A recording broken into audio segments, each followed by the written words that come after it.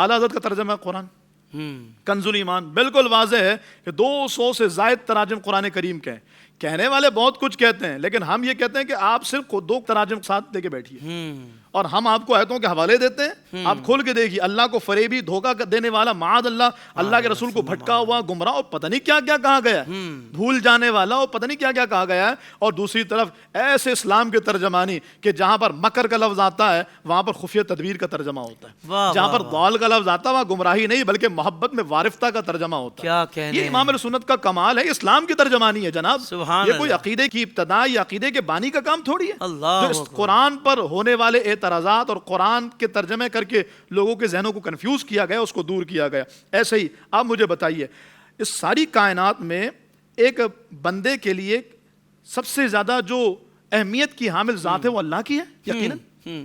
اب اللہ کی ذات کا جو دفاع کرے وہ کون ہوگا؟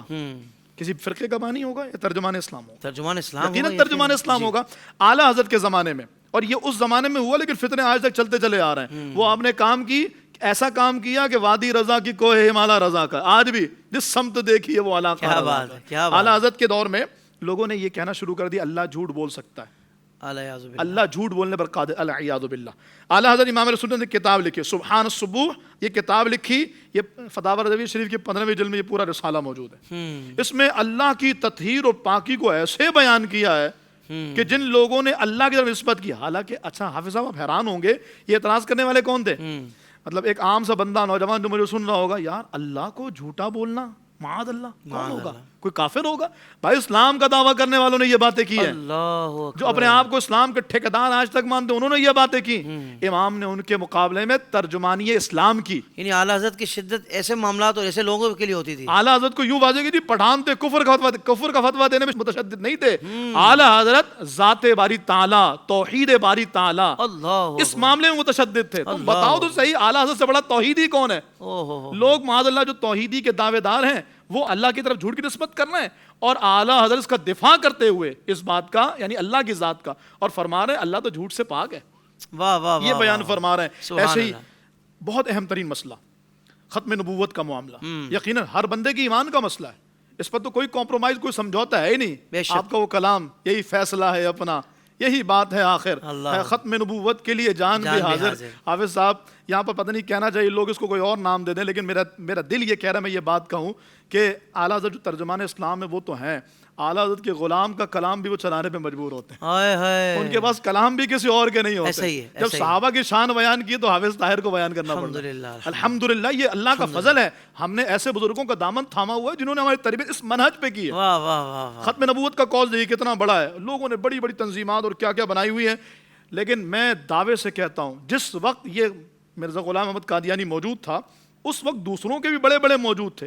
کوئی ایک رسالہ, کوئی ایک کتاب, یہ بطور دعوے کے میں کہہ رہا ہوں, کوئی دکھا دیں کسی نے کہا, بلکہ لوگوں نے تو تائیدی جملے اور ایسے عجیب و غریب جملے جس سے کفر بھی نہ ہو اور اپنا سیف سائڈ بھی ہو جائے یہ بیان کیا.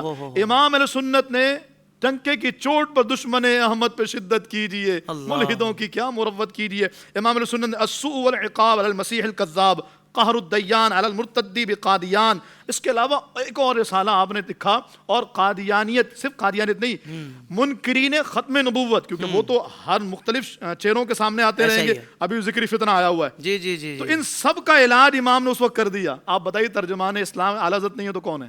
کیا بات, ترجمان اہل سنت اعلیٰ حضرت تو کون ہے؟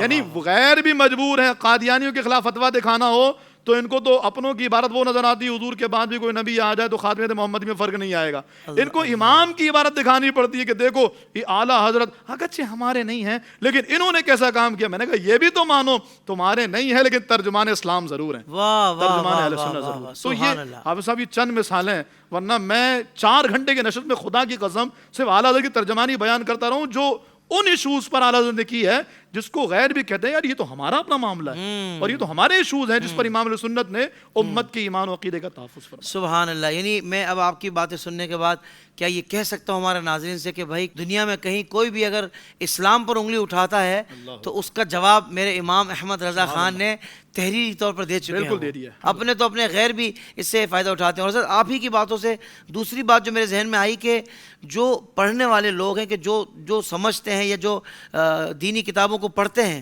اپنے آپ کو عالم سمجھتے ہیں. اس کا مطلب ہے کہ وہ اعلیٰ حضرت کی تمام خدمات کے معترف ہیں، مگر ان کو پتہ ہے کہ اگر ہم نے بیان کر دی جو بد مذہب ہے، اگر ہم نے اپنی قوم کو بتا دیا تو پھر ہمارا کیا بنے گا. حافظ صاحب اس بات کو سمجھیں یوں نا کہ جیسے ابو جہل جب اس کی آخری سانسیں تھی، کہتے ہیں محمد صلی اللہ علیہ وسلم مجھے معلوم ہے تم اللہ کے آخری نبی ہو، ایمان نہیں لاؤں گا.